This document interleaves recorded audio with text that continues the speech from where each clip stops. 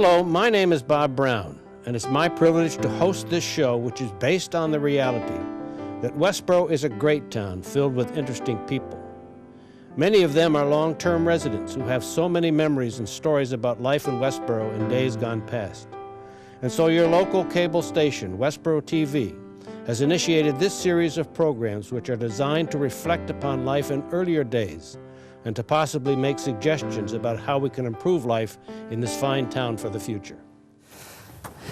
It's my privilege today to be able to introduce Kris Allen, a fixture in this community. She doesn't want to talk about herself, but she needs to introduce herself and let you know what some of the things she's done to help this town, because she's done a lot.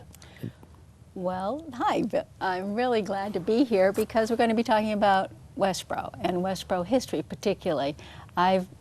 I've been around Westborough for only about 35 years, so I'm not a townie. I'm certainly not an expert on Westborough, but Westborough fascinates me, and its history and its people and its government fascinate me.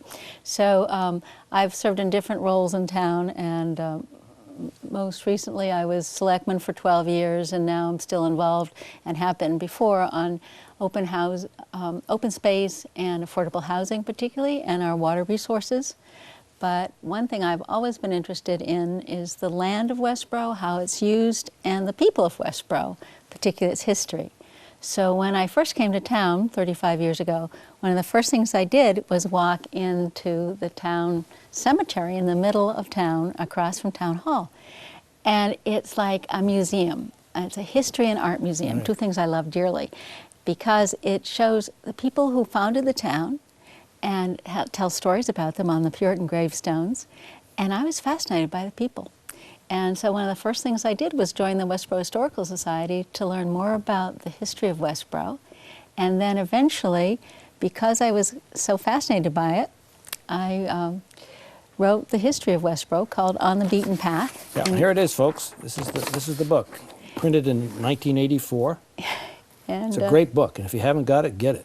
Well, it needs to be updated, and I'm supposedly working on an update so that it will be in print again, and probably, you know, the next 25 years or the last 25 years and how Westborough's changed.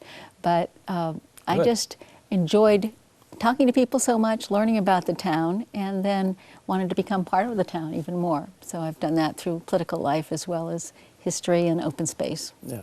Now, I wouldn't have tried to embarrass you if I didn't think you were a great lady, and I appreciate your friendship. So let's turn now, if we can, to the main topic, which is see if we can't organize our thoughts about how this town came to be. Why did people first come to Westborough? Well, people first came to Westborough probably 6,000 years ago, because Westborough is the headwaters of the Assabet River, as you know, that starts way up at the headwaters where Mill Pond, around Mill Pond and where Mill Pond School is now. And also it's the headwaters of the Sudbury that begins, Sudbury River begins in Cedar Swamp. So that we had very early on, 6,000 years ago or so, Native Americans, Indians coming up in their dugout canoes to the headwaters of these two rivers. And when they came to the headwaters of the Sudbury River, they ended up in Cedar Swamp, and they did a lot of hunting and fishing there. And when they came to the headwaters of the Assabet, they found themselves up on overlooking sort of the beginning of the, it wasn't a pond then, it was a sort of a nice wet place, but they discovered that this was a great place to make tools out of quartz and to do hunting and fishing. They didn't have any settlements as such, but they did have hunting parties and work parties that would stay several months at a time. So we had people early on coming up to follow the rivers. And then the Indians also used the trails all around Westborough. So there are Indian trails crisscrossing Westborough as well. One of them is on South Street, and that is the trail that the Narragansett Indians used. They used that to go all the way down to Rhode Island, Narragansett Bay. Another one would be Old Connecticut Path, and that came out from Massachusetts Bay, and again, probably the Nipmunks would be, and the Massachusetts Indians would be following that up into the interior of Massachusetts, and that went all the way to Hartford. And there's some of the very earliest English explorers, people like John Oldham. We have Oldham Road in Westborough. He came through in 1633 and explored all the way into the interior. And then a Reverend Thomas Hooker, and he's got a name of a street in town. He took 100 of his congregation and followed the old Connecticut path and founded Hartford, Connecticut. But the story is he also had his wife who wasn't very well, and she was on a litter, which is, drawn by horses and bumping all along all the way into Hartford. But they made it. I don't know if I could have lived as a minister with the name Hooker. I don't think so. And I always wonder about Hooker Road and who knows what's going on. But that's now a lot of our towns, thanks to the Historic Commission, have names of historical people and people who are important. So Oldham was John Oldham, and Reverend Thomas Hooker was the earlier people passing through on the old Connecticut path. Now, Kris, you talked about the trails and the canoes. We have a history of some of the weaponry being made here coming from Chelsea, don't we? The quartz coming out of Chelsea? Well, I think the best people to talk about are the archaeologists talk about that, but there was a Westborough quartzite, and it was found on the hill that is where the big water tower is.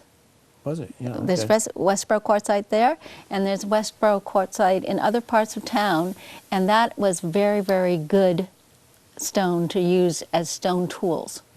And they really weren't using arrowheads at that point. They were using spear points. Right. And they were making spear points out of that. So when you get to talk to the archaeologists who were involved with that, it's fascinating. But they were coming here because of the quartzite, as well as it was the headwaters of the rivers.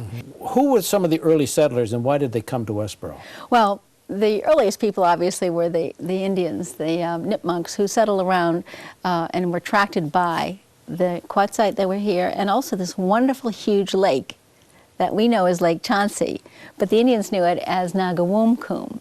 However, they did not keep it long, or they did, but when the colonists came in, they settled in Marlborough in 1660, but before then, in 1659, Massachusetts had run out of money. Not something that's not unusual. unusual at all. And they couldn't pay a Reverend Charles Chauncey. Reverend Chauncey had been a minister to the Pilgrims at Plymouth, and then he became the second president of Harvard College. And the state had a lot of land, but not a lot of money. So they gave Reverend Chauncey this great big lake out here with 500 acres around it. And that was in 1659. But in 1660 or so, Marlborough came into being. And the people in Marlborough were attracted by this huge body of water. And they began settling around it, around this lake, and they called themselves Chauncey Village. And Reverend Chauncey never came here, and he never claimed his land or anything like that. So I think that these people petitioned that the land be sort of taken back from Chauncey, Lake Chauncey, and given to Marlborough, and that's what happened. And that's how Westborough got its name as well, because Westborough is the west part of Marlborough, or Westborough. Southborough is the south part of Marlborough, so that's why it's Southborough. Eastborough would be what was east to Marlborough, and that was Sudbury, and that's where the original settlement came from to go to Marlborough.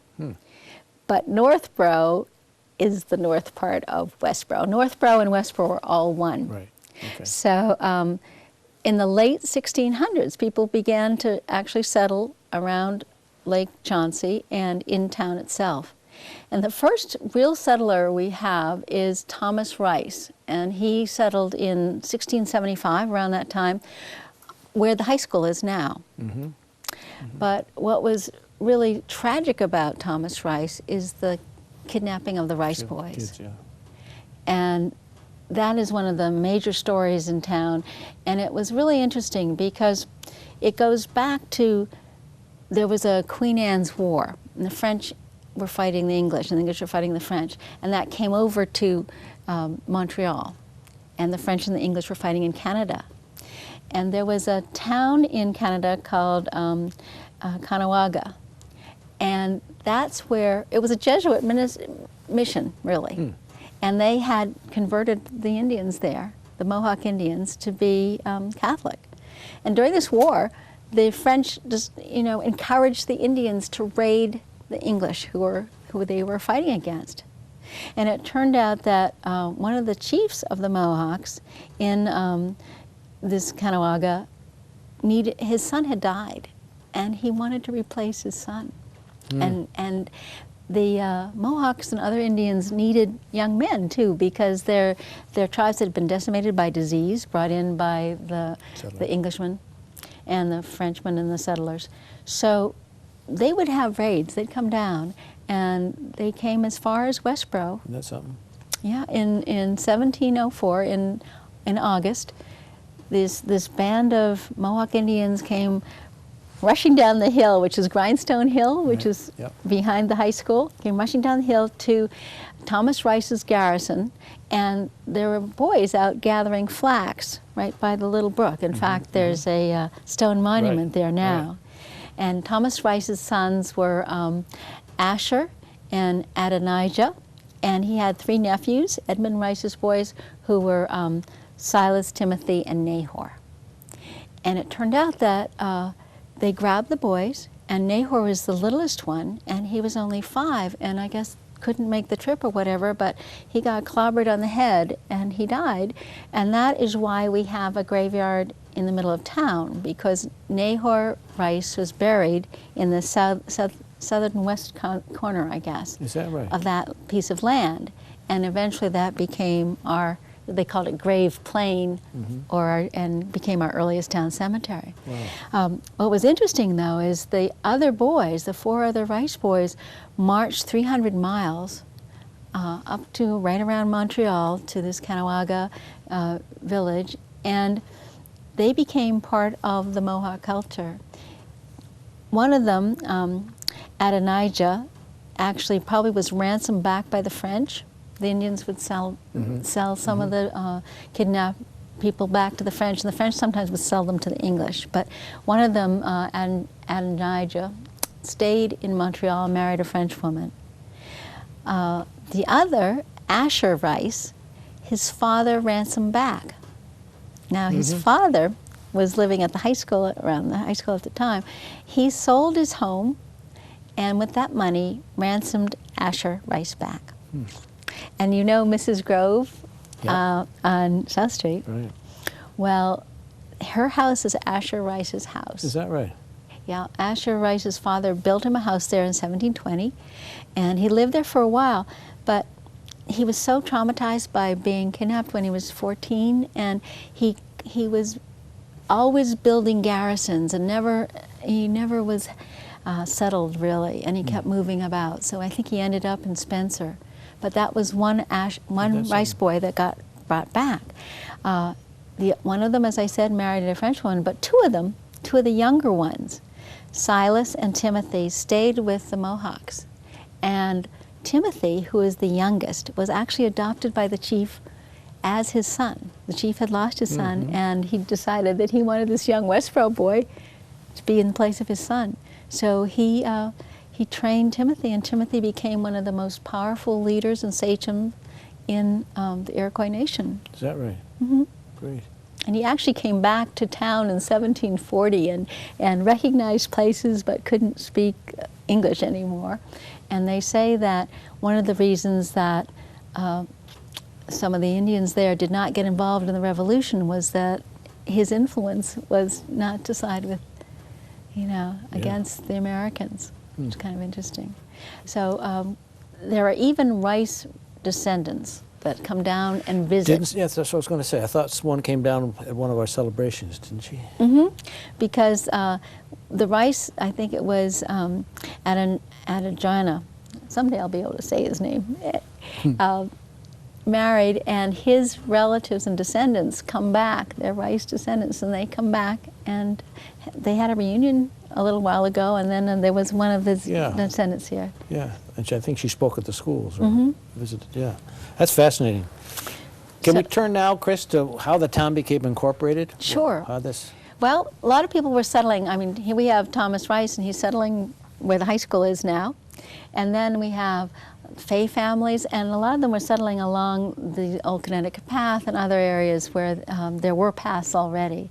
So we had people, the Maynards and the Fays and the Forbushes and all Brighams and Newtons, all the people that have street names, you can recognize them as being the early settlers. So what had happened in Westborough is that because they were part of Marlborough, they had to walk, I don't know how many miles it is, to the middle of Marlborough to go to church.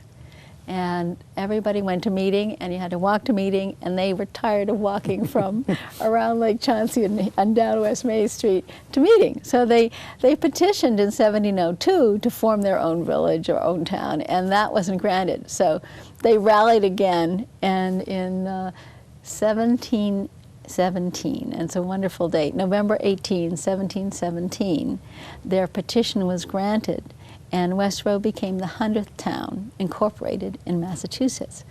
Do you have any idea how many settlers were involved in that? How many residents were in? There were about 66 people who signed the petition and maybe about 40 families, and they all had to be members of the Congregational Church, as you know, because in those days you could not have a town without a minister and a church, a town meeting house. So the first order of business was to vote to establish, to raise a meeting house. And they did that with, I think, 6 gallons of rum and a lot of barrels of hard cider. They got that done. But I think they drank too much because they started it in 1717 or 1718 and didn't finish it till 1722. You know, it was a good long time. They didn't bother putting a floor in it either, did they? Didn't have a floor. The first town meeting, I think, was in 1720 or so, and there was no floor and no seats, and they carried on. But what they did do, though, was they asked Reverend Ebenezer Parkman to be their minister, and he came in 1724. And the meeting house was what we call Powder Hill, which is off of the Boston-Worcester Turnpike, and it's where Lyman School is. And it was probably the highest place, right? If people were settled around Lake Chauncey, it obviously would be the highest place for security and to watch for Indian raids and everything else. So that also has... we aren't sure why it's called Powder Hill. I don't know if you have any idea. I don't know. One story is that there was a huge cart of gunpowder, and it started rolling down, and they were afraid it was going to explode, and it didn't, so they just called it Powder Hill. But it's anybody's guess. Yeah, I don't know the answer to that. I'm curious now. They're building a new building there on that site. They've torn the old infirmary down, and I hope that the stone has remained there. There's a stone marking the spot of that church. Right. The stone actually now has been moved down behind the Nathan Fisher house. Has it really? Yeah. Oh, so it's not in the right place. No, so what needs to happen is, I think, after the building is built by Spectrum, that the stone will be maybe moved back to where it belongs. I hope so. Which would be sort of on the crest of that That's right. hill. Do you remember where it originally was? Yeah. Yeah. So maybe you can tell them the right spot to put it. I'll tell them where it is. Yeah. I'm glad you told me that. That's great. So it's now on town property, but it needs to, if people 50 years from now drive by, they'll say, that's where the church was, and it isn't. It's not where the stone is now. That's interesting. Yeah. And when the settlers, not to interrupt you, Kris, but when the settlers came, what was their major form of occupation? What did they do? Well, in Westborough, everybody really was farmers first, because it was an agrarian community like any colony, and the colonists, they had to be a sustainable farming, you know, and so they were first farmers, and then they began to do different trades like millers and taverns. And the neat thing is the taverns themselves, I think, are fascinating. Yeah, right. And they're the center of political and social life, because well, first, even before Westborough was a town, we had the Forbes Tavern. You remember? Yes, I do. And where? That was on the corner right opposite Burger King on Route 9. Okay. And it was eventually moved over to where the Habitat House is on Lyman Street now. Right. And I know that was built in 1699 by Captain Samuel Forbes. And that was the place where everybody got together. Taverns were a place that everybody gathered, because, for one, that's where you got the news about everybody in town, for one thing, so all the gossip. But also, there may be only one newspaper or so that had been dropped off by a stagecoach from Boston, so everybody came in and read the news. And the stages were going up and down these trails to go from Boston probably out to the Brookfields, and therefore they needed to stop, and they would be crammed with people, the stagecoaches, and they'd be sleeping upstairs in these taverns and getting food and telling people what was going on in Boston or going on in Worcester or everywhere else. So this was very important to come in. But the Forbes Tavern was particularly important because that's where people gathered to decide they wanted to form their own town. And that's where the petitions were written. And in fact, I think that really important town meetings were held there, including the first town meeting we had was held in the Forbes Tavern because they were so not doing so well building our meeting house. So that was the Forbes Tavern. But there were other taverns built along the highways as well. And the Bruce Tavern out on East Main Street where Yeoman farm stand was. Is that right? Was an early tavern, and that was the drovers. Now that would have been the route coming in from Marlborough. Marlborough, but also Boston, because they were using Route 30. That's on Route 30. Yeah, okay. And drovers are people that would, drive cattle, sheep, and all of that. And they would stop at Bruce Tavern because Mr. Bruce would be raising his own sheep and cattle there, and he'd sell them, and they'd just add to the cattle they were driving on. So that was a very early tavern.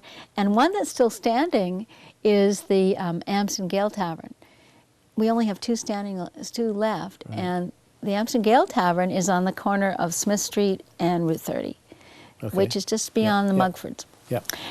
And that was one of the most important ones because it was first started by Jacob Amsden, and he had some beautiful daughters. This was also in 1719. And his beautiful daughters were the main attraction, Lydia and Abigail. And all the people from the stages would stop, and people going back and forth on official business, as well as judges and solicitors and the landed gentry. I think this was the fancy tavern in town. And therefore, people were attracted, and they were particularly attracted by Abigail and Lydia. And Abigail and Lydia married two brothers, the Gale brothers. So when Lydia married Abijah Gale, it changed, and she got the tavern. It changed its complexion, and it had been a place where all the royal people loyal to the crown, obviously they were colonists, would be gathering. And Abijah was a real revolutionary.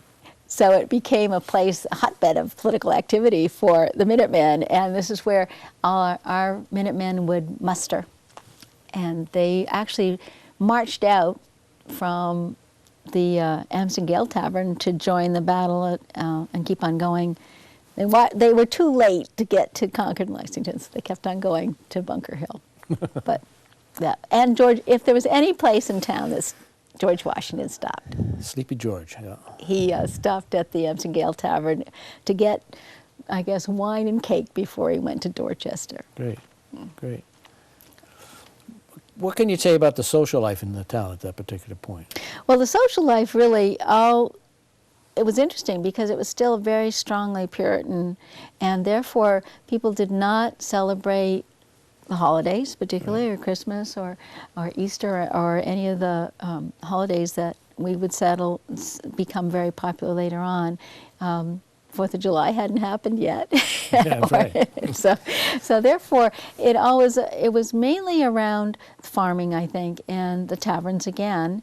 There was a tavern called the Gregory Tavern in the middle of town, and that's where the long, long church services would be held on Sundays, and other times too, because the first meeting house was out on Powder Hill, but people got tired of walking there too, so they wanted to build another meeting house in the center of town.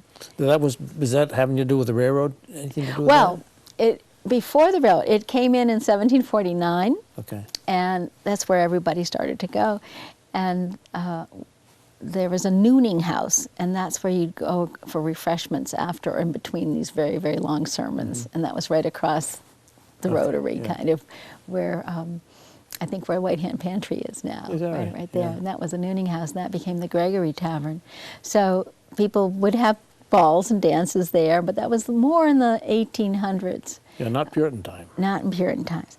But the best, people would go to the Blue Anchor Tavern, which really was the best tavern for, I think, fun, and because there was a woman there named Vashti Wood, and she was the innkeeper and tavern keeper. And she, well, when they started that tavern, she had been married to Mr. Newton, and in the 1730s, there was 1737, there was a Hugh Henderson who climbed in a window, or I don't know what he did, but he was caught stealing money out of the Blue Anchor Tavern. And what happened was that they captured him, and he became the first man hung in Worcester County, and there was a big deal about this Hugh Henderson, and he got hung and in Worcester, and that was part of the entertainment too, unfortunately. Hangings were entertainment. And he came from Westborough. He didn't come from Westborough, he stole something. You didn't have to do much in those days to be hung. I guess not. You could be hung for stealing a horse. Really? Yeah. Wow. So he probably didn't take that much out of the Blue Anchor Tavern. But then the Blue Anchor Tavern became a place where everybody met to conspire against the British. And our committees of correspondence met there to write down everything that was going wrong, because Sam Adams asked them to write down what was infractions and things that the British had done. And then Vashti, after she remarried this Mr. Wood, she'd run out and stop the militia as they were marching by, because the Minutemen and the militia would have to march from Connecticut down West Main Street past the Blue Anchor Tavern, and she had a reputation for practically stopping the soldiers, saying, "Come on in, you're thirsty." And according to legend, Benedict Arnold stopped there when he was marching past, and General Knox, who was taking his cannon from Ticonderoga, stopped there. So it was, I think if you looked for excitement, you'd find it in the taverns. Yeah. Those were remarkable days when you think of the distances these folks were traveling. We think it's amazing now we can drive it. Yeah. But these folks were walking or driving, riding on horses, or it's incredible. It's amazing. So what I think is fun is that people think Westborough was a quiet suburb, and it never was a quiet suburb. It always had everybody coming, crisscrossing it from the very earliest times. It had the center of transportation here, and then because of that, and because later on in the 1800s the railroad, and then the trolleys, and now, the trains again, and all the highways, we remain, location. West was a favored location. I know you've recommended some other folks that can talk about some of these things, but I want to have Glenn Parker come in and talk about the trolleys. Exactly. That was an amazing network of lines through here in town. I remember when they were resurfacing West Main Street, they found the ties in the middle of the road. Yeah, and some of the people who came in to build the trolleys settled along, and some of the people who came in to build the railroads, also some of the Irish settled downtown, and those construction and big, works projects brought in a lot of people. Yeah. And the trolley line, just to bring it up to modern times, was a great escape route for the kids from Lyman School when they run away. Really? We'd always find them going down the trolley line across those bridges, and I know where to go to get them. You know where to get them? What's interesting is that the Westborough Community Land Trust is hoping to build trails and bike trails and things along the old trolley line. Oh, great. And it would be a great network, because it goes, I think, from Park Street or so, all the way down and across and down Walk-Up. Yep. Across Walk-Up and down Flanders, so that it's a beautiful stretch in Walk-Up. A great stretch. So we hope rails to trails and all of that can be part of Westborough as well. Right. So maybe we can see that before too long. Put a couple of the bridges back. Well, isn't there cattle? There's a cattle passage underneath. Yeah. In one of those trails. It's great. And supposedly a cave. I don't know about the cave. I know about the spring, and I know about the cattle crossing, but I don't know about the cave. Well, it's all kinds of stories in Westborough about different things, so that I'm sure there'll be other stories. Supposedly there's pirate gold out on Flanders, because there was a James Bradish, and his brother supposedly was a pirate in England, and he stole all kinds of, he had pieces of 8 and pirate treasure, and supposedly he buried it somewhere in Westborough when he was visiting his brother. Who knows? But people can go out and look for that treasure. Great. But James Bradish was recorded as paying some of his taxes in pieces of 8. At least that's what it said. So who knows? Maybe there is pirate treasure around Westborough. Right. Do you know any of the legends about Boston Hill or Hockomock? Yeah. Well, Hockomock goes way back again because there are a lot of Indian legends about Hobbamock, which means evil spirit. And so therefore other towns will have legends of Hobbamock or Hockomock, but ours particularly is interesting in that, again, the Indians are coming out to the headwaters of the various rivers, and Lake Hockomock is right there, right near the headwaters of the Assabet. And according to the story, there was a beautiful daughter, and she was named Ayano. And she was supposed to marry this very handsome brave named Sisaskus.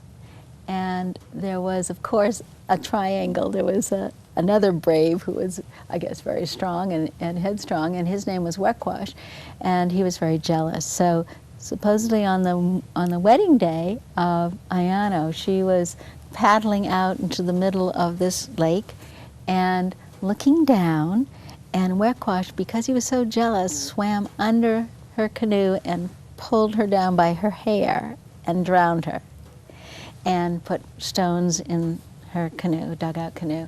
And then he disappeared and went hunting on Boston Hill and supposedly hunted a mountain lion. And when he came back, Sisaskus was in mourning, and slowly Wekwash poisoned him over the period of time. So Sisaskus died as well, and Wekwash became the chief.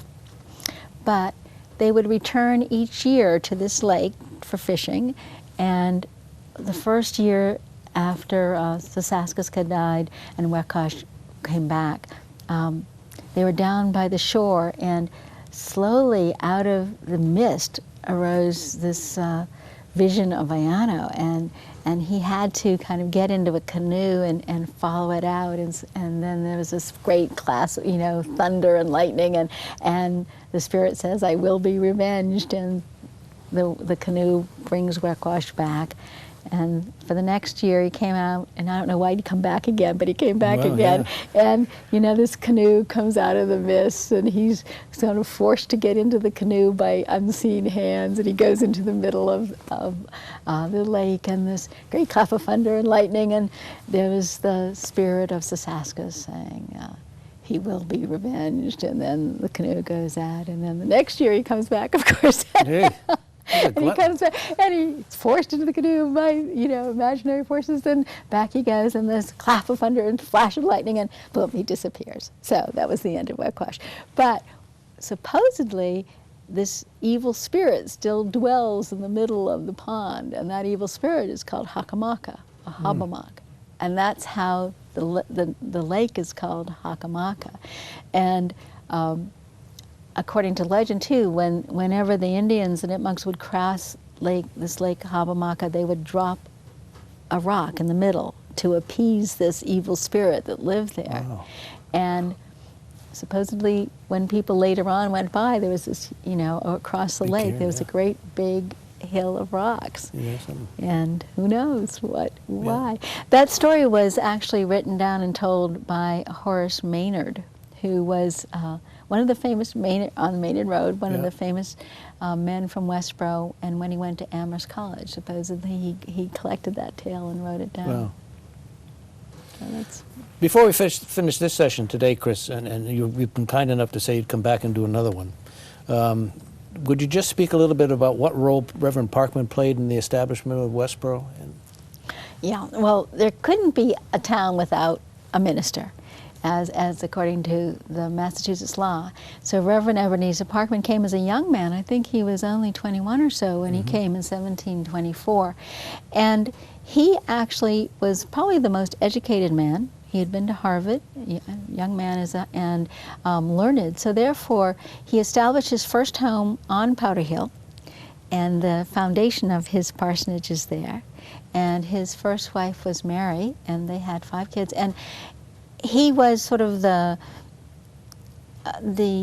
not the political center, but the religious center, but church and state were one, really.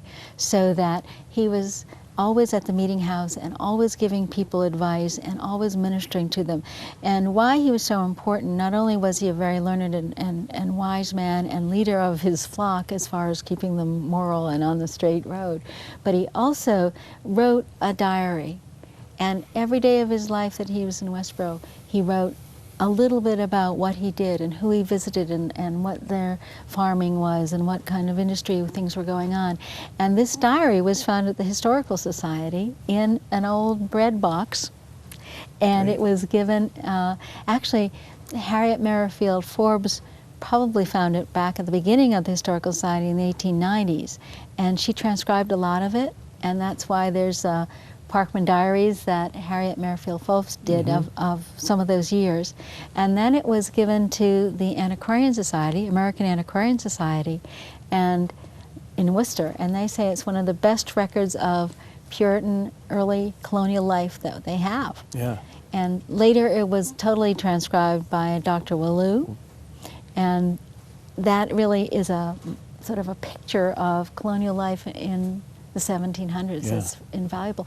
And Reverend Ebenezer Parkman went on to move downtown, down to the middle of Westborough in 1750 on High Street. It's still there. Yeah, and it's still there. And actually it was right beside the church, the Second Meeting House, on the corner of West Main Street and High, and later was moved up the hill. I guess they rolled logs? Do you have any idea how they did it? Yeah, they rolled it on logs. They rolled it on logs up the hill.